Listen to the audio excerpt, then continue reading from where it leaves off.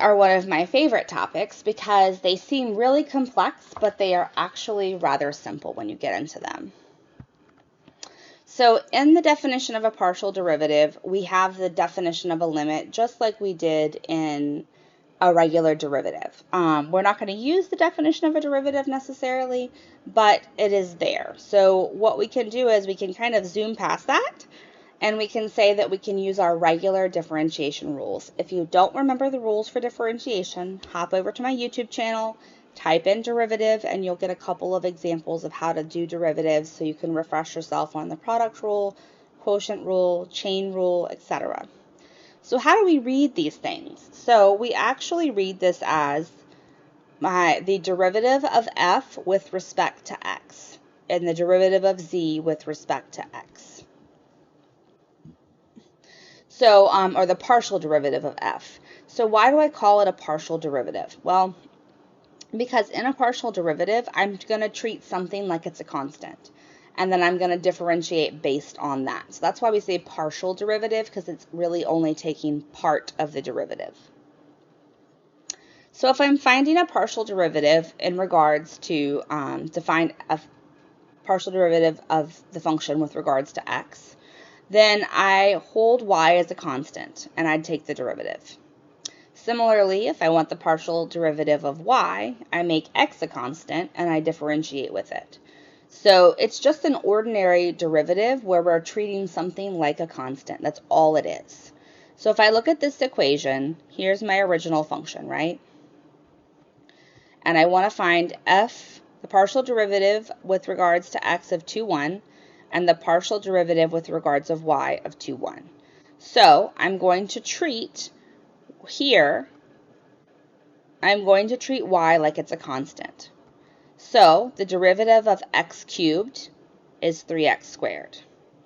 This is the derivative of x squared because I'm treating y cubed like it's a number. So the derivative of x squared is 2x times whatever that number y cubed is right there. And then last, minus 2x squared, that's treated like the constant, and the derivative of a constant is always going to be 0. I'm sorry, I lost that y cubed there. And then I plug in 2 and 1, and I get 16. Then I do it again. And this time, I'm going to treat x like it's a constant. If x cubed is a constant, then the derivative of x cubed is 0. If x squared is a constant, then I'm just differentiating y cubed, which would be 3y squared times the number x cubed. Then if I'm differentiating 2y squared, the derivative of that would be 4y, and I just plug in 2 and 1. So overall, partial derivatives are a much simpler way of working. Here's another example. I have 4 minus x squared minus 2y squared, and I want to do the same thing with 1, 1, and 1, 1. So if I'm doing it with x, I'm going to treat y like it's a constant. So this entire term is a constant. So the derivative of 4 is 0. The derivative of minus x squared is minus 2x. Then I'm going to plug in 1 for x and 1 for y. And in this case, I only have an x, so negative 2 times 1 is negative 2.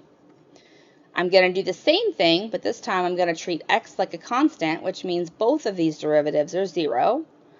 And the derivative of y squared is 2y, so I get minus 2 times 2, which is 4y.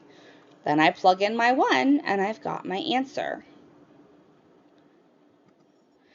We'll look at a slightly more complex one just to kind of give you a reminder of what your terms look like.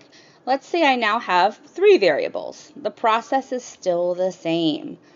If I want to know the derivative of in reference to x, I'm going to treat y and z like they're a constant.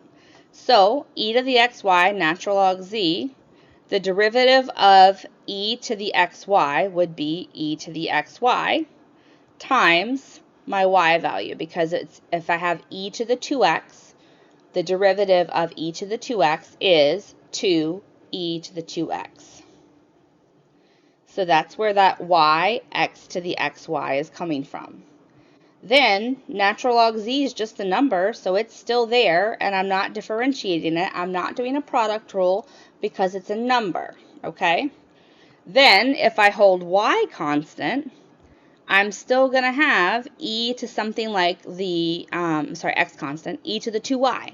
Well, the derivative of e to the something is e to the something times the derivative of the exponent. So if I have e to the 2 y, that would be 2 because the derivative of 2y is 2.